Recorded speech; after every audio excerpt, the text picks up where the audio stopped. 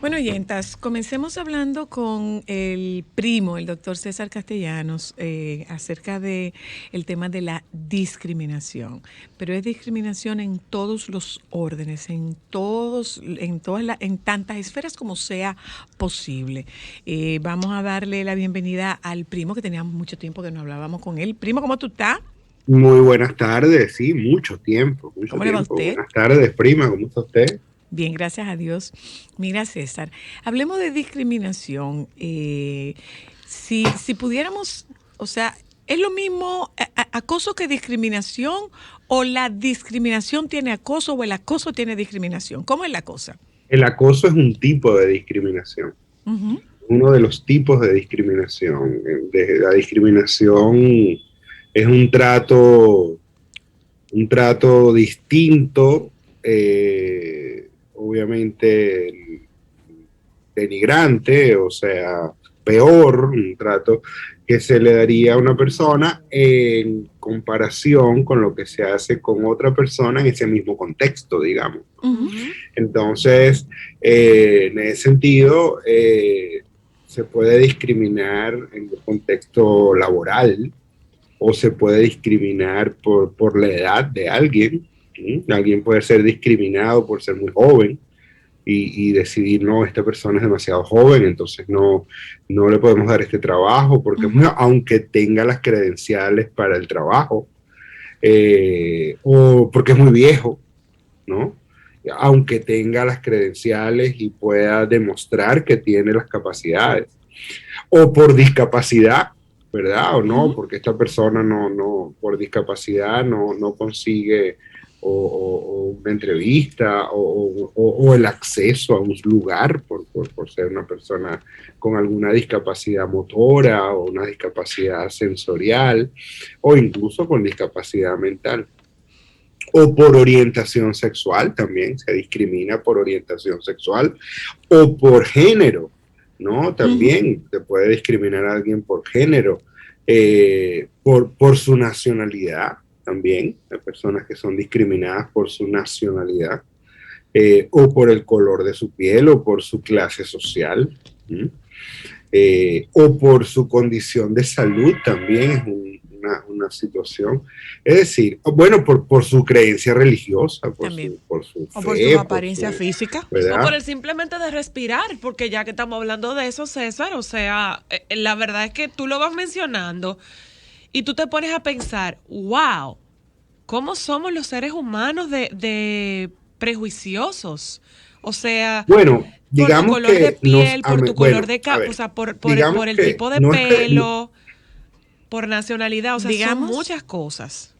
Sí, bueno, sí, pudiéramos mencionar más, pero digamos que lo común a todo esto probablemente es que para algunas personas, y eso, bueno, tiene razones por las cuales es así, pero para algunas personas lo distinto es muy amenazante. Ajá.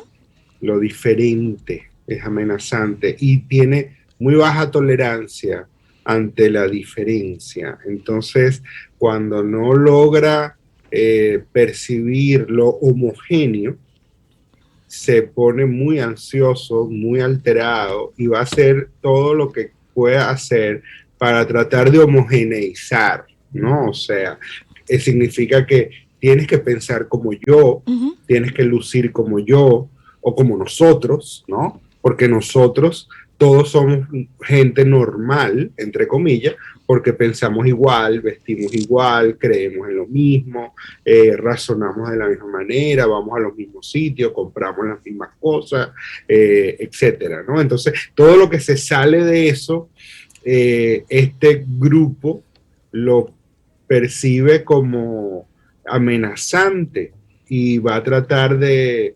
entrarlo dentro de lo que consideran lo normal o execrarlo de la posibilidad ¿Por qué ¿por qué puede ser considerado amenazante, César?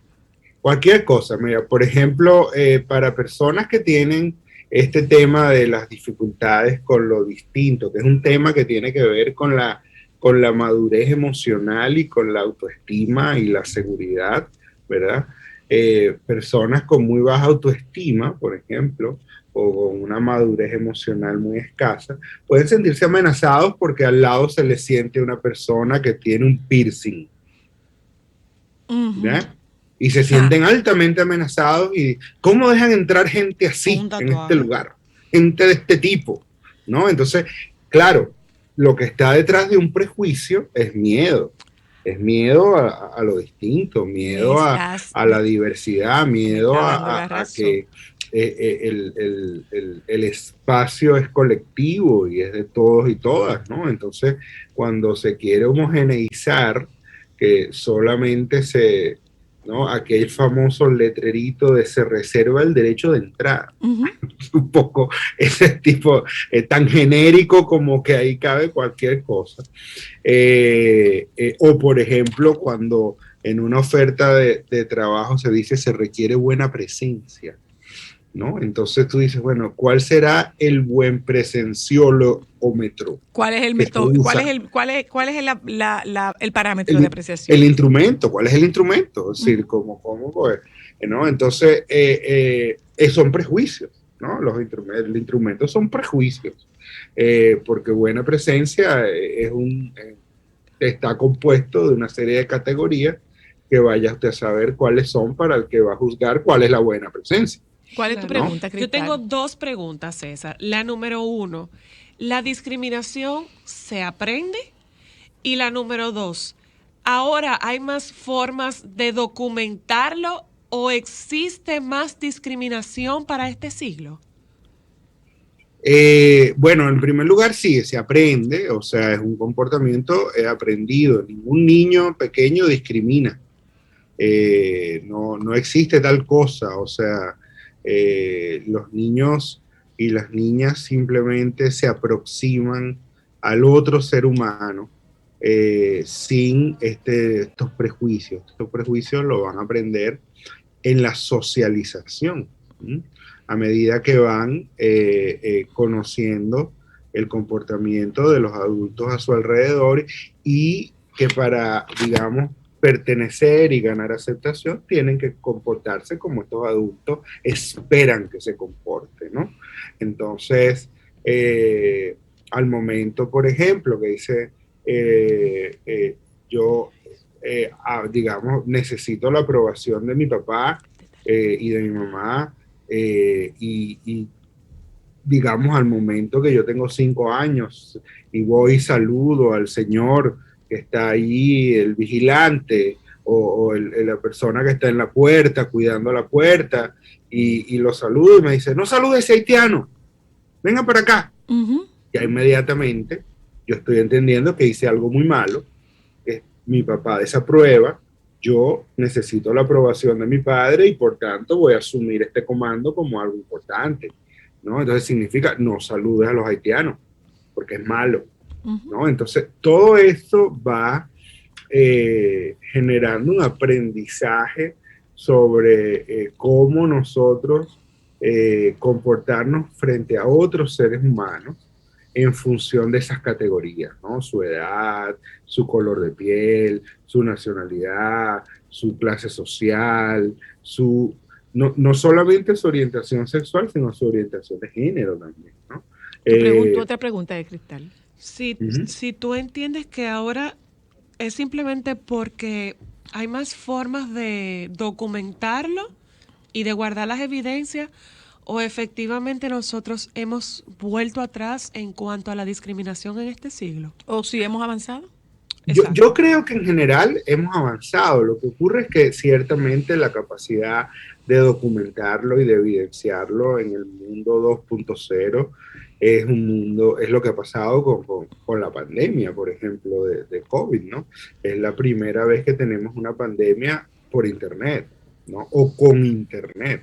Entonces, eso ha generado unas dimensiones de una pandemia que no tiene tales dimensiones. Entonces, claro, el tema con no solo con la discriminación, sino con muchos otros elementos, es que, claro, hay mucha mayor circulación de la información, más ágil, más rápida, la gente se entera de muchas cosas mucho más fácil. Sin embargo, no podría decir yo, por lo menos no creo que se ha utilizado el potencial que tiene estos mecanismos de divulgación de información a favor de disminuir la discriminación, sino más bien de difundir una serie de cosas que incluso a veces son altamente discriminatorias, ¿no? Altamente estigmatizantes. Yo también tengo una pregunta, César.